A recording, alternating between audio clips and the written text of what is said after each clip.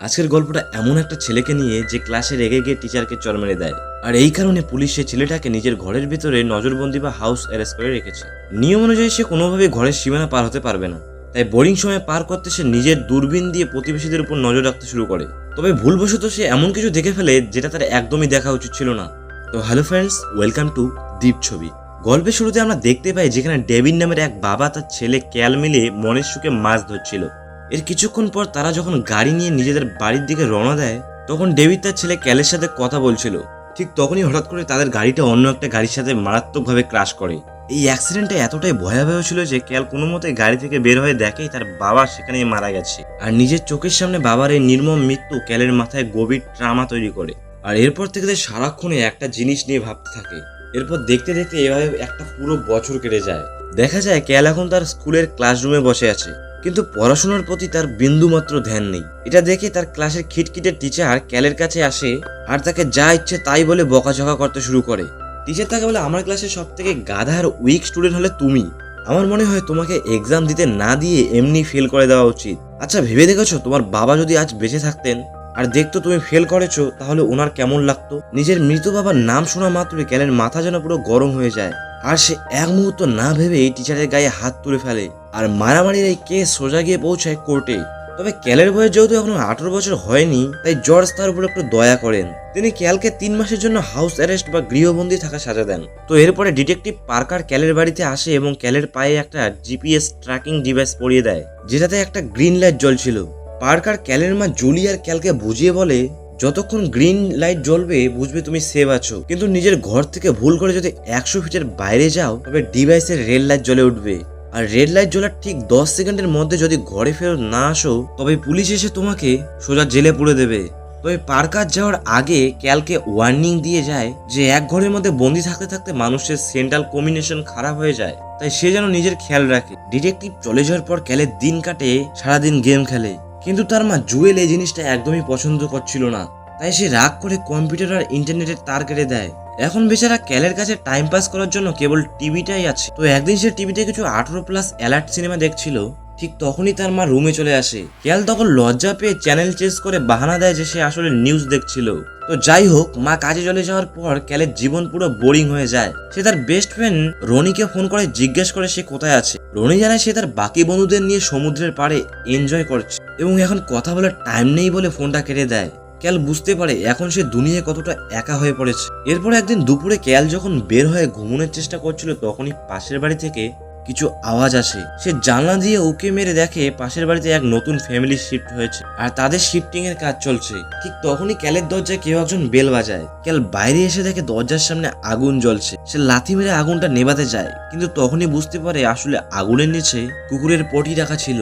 মূলত পাড়ার কিছু দুষ্টু ছেলে ক্যালের সাথে নোংরা এফেক্টটা করে পালাচ্ছিল। ক্যাল রেগে তাদের ধরার জন্য দৌড় দেয়, কিন্তু কিছু দূর যাওয়ার পরে সে খেয়াল করে তার পায়ের ডিভাইসে রেড লাইট জ্বলছে। সে জীবন বাঁচাতে জানোয়ারের মতো দৌড়ে ঘরের দিকে আসতে থাকে, কিন্তু সে পৌঁছানোর আগে সেখানে পুলিশের গাড়ি হাজির হয়ে যায়। পুলিশ তাকে শেষবারের মতো ওয়ার্নিং দিয়ে ছেড়ে দেয়। আর ঘরে আসা মাত্রই ক্যালের কাছে ডিটেকটিভ পার্কারের ফোন আসে, আর সে কড়া ভাষায় বলে দেয় এবার যদি বাউন্ডারি ক্রস করো তবে সোজা জজের সামনে দাঁড়াতে হবে। ভয় পেয়ে ক্যাল এবারে একটা লাল সুতো নিয়ে পুরো ঘরের চারপাশে বেঁধে দেয়, যাতে সে নিজের বাউন্ডারিটা ঠিকঠাক মতো বুঝতে পারে। পরের দিন ক্যালের সাথে দেখা করতে তার দোস্ত রনি আসে। রনিকে দেখে ক্যাল তো মহা খুশি। সে রনিকে একটা বাইনোকুলার বা দূরবীন দেয় আর জানালার পাশে দাঁড়িয়ে পাড়ার কোন প্রতিবেশী সারাদিন কি করে, কার কি স্বভাব, তার পুরো কুণ্ডলী রনিকে বোঝাতে শুরু করে। সবশেষে সে দেখায় তাদের এই নতুন প্রতিবেশীকে, যার নাম ছিল আশলি। আশলি দেখতে এতটা কিউট আর হটি ছিল যে রনি ক্যালকে বলে, তোর তো ওর সাথে গিয়ে কথা বলা উচিত। ক্যাল আফসোস করে বলে, ভাই রে ভাই, আমি হাউস অ্যারেস্ট আছি, চাইলেও ঘর থেকে বের হতে পারবো না। পরের দিন ক্যাল যখন তার পোস্ট বক্স থেকে চিঠি বের করার ট্রাই করছিল, কিন্তু হাউস অ্যারেস্টের লাল সুতোর কারণে হাত পৌঁছচ্ছিল না। ঠিক তখনই কিউট আশলি সেখানে চলে আসে আর তাকে হেল্প করে। সেখান থেকে তাদের দুজনের মধ্যে মিষ্টি একটা কথাবার্তা শুরু হয়। ক্যাল তাকে নিজের হাউস অ্যারেস্টের কথা জানালে আশলিও বেশ ইন্টারেস্ট পায়। তো ওই দিন রাতে ক্যাল যখন টিভিতে নিউজ দেখছিল, তখন নিউজে দেখানো হয় শহর থেকে এক তরুণী গায়েব হয়ে গিয়েছে। আর পার্কিং এর এক প্রত্যক্ষদর্শী জানিয়েছে কিডন্যাপার একটা নীল রঙের ফোর্ড মাস্টং গাড়ি নিয়ে এসেছিল, যার গায়ে একটা বড় ডেন্ট বা তাজ ছিল। নিউজ শেষ হতেই ক্যালের অ্যালার্ম বেজে ওঠে আর সে দূরবীন নিয়ে জানলার পাশে গিয়ে দাঁড়ায়। এটা মূলত আশলির সুইমিং এবং ইয়াগো করার টাইম ছিল। কিন্তু আশলির ইয়াগো শেষ হতেই ক্যাল হঠাৎ দেখে তাদের পাড়ায় একটা নীল রঙের ফোর্ড মস্টাঙ্গার এসে থামলো। ক্যাল যখন দূরবীন দিয়ে জুম করে দেখে তার চোখ তো ছানা পড়া, কারণ এই গাড়ির রং নীল আর এটার গায়ে ঠিক একই জায়গায় একটা ডেন্ট রয়েছে। ক্যাল এক মুহূর্ত দেরি না করে রনিকে সব জানায় আর বলে তার সন্দেহ এই লোকটাই আসলে সেই সিরিয়াল কিলার। রনিও তখন বাইরে থেকেই এই কেসের ব্যাপারে আরো কিছু ইনফরমেশন জোগাড় করে আনে। সে জানায় অস্টিন শহরের ঠিক একইভাবে এই সাইকো কিলার 7টা মেয়েকে খুন করেছিল, লাশ আজ পর্যন্ত পুলিশ পায়নি।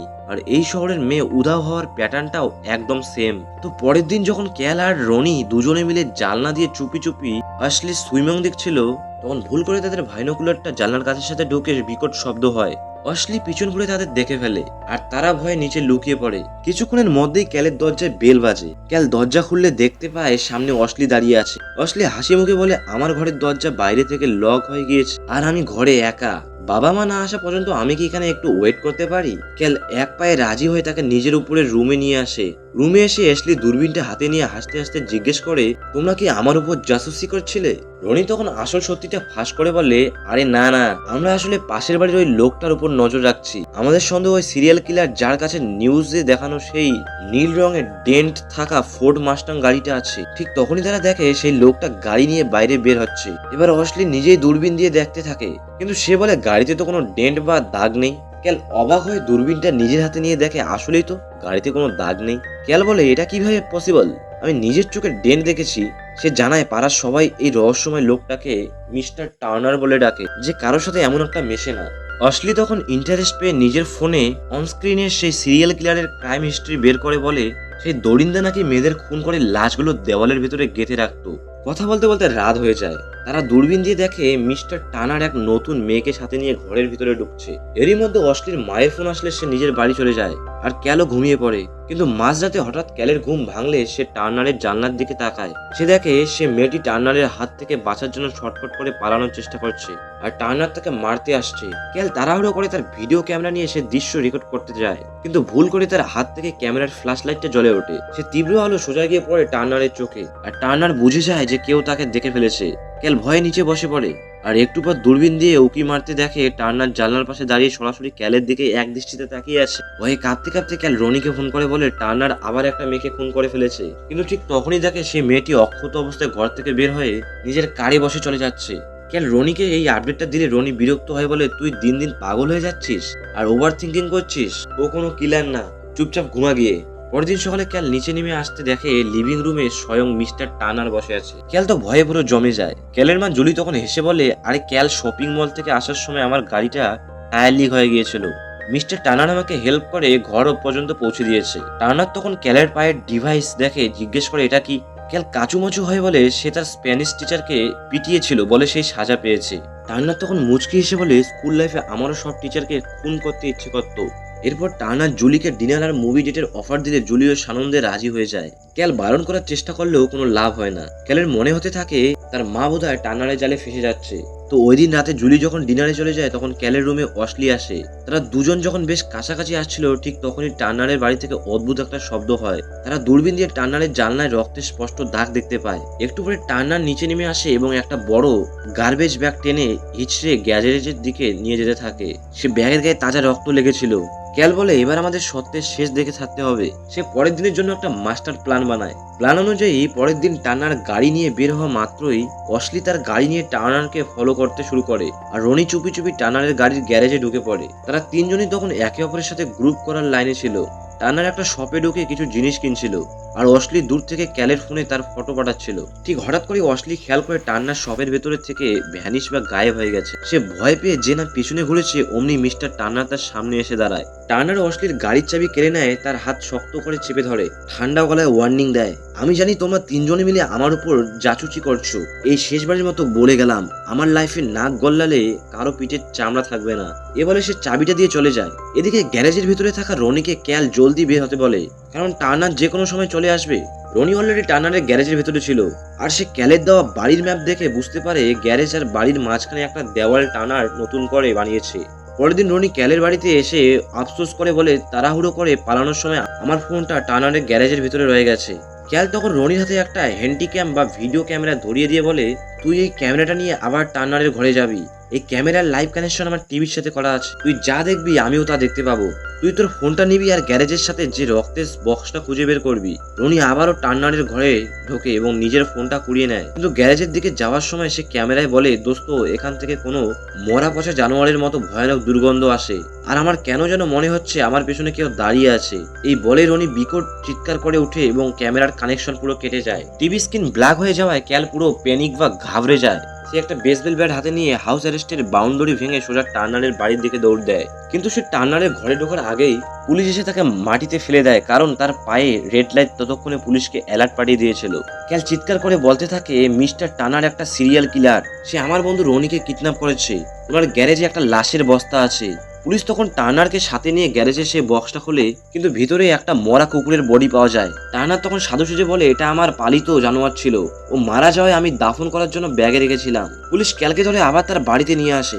কিছুক্ষণের মধ্যে ডিটেকটিভ পার্কার এসে ক্যালের মাকে বলে, আপনার ছেলে আবার আইন ভেঙে একজনের ঘরে চড়াও হয়েছে, এবার জজের হাত থেকে ওকে কেউ বাঁচাতে পারবে না।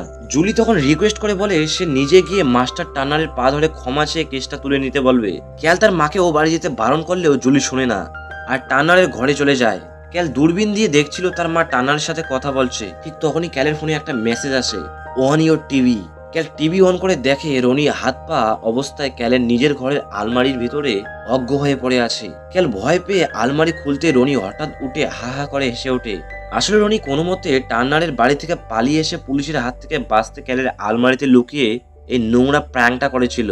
ক্যাল রেগে গিয়ে তার কলার ধরে বলে, আরে ভাই, আমি যদি পুলিশের সামনে যেতাম তবে পুলিশ আমাকে চুরির দায়ে জেলে পড়তো, তাই আমি এখানে লুকিয়েছিলাম। তবে দেখ, আমি টার্নারে ঘরে থাকার সময় ক্যামেরা দিয়ে পুরো ঘরের ভিতরে একটা সিক্রেট ভিডিও রেকর্ড করে নিচ্ছি। তারা যখন মেমোরি কার্ডটা কম্পিউটারে প্লাগ করে ভিডিওটা জুম করে দেখে, তখন তাদের হার্টবিট বন্ধ হওয়ার জোগাড়, কারণ টার্নারের ঘরের ভিতরে একটা প্লাস্টিকের প্যাকেটের ভিতরে আসলে একটা মেয়ের তাজা লাশ মোড়ানো ছিল।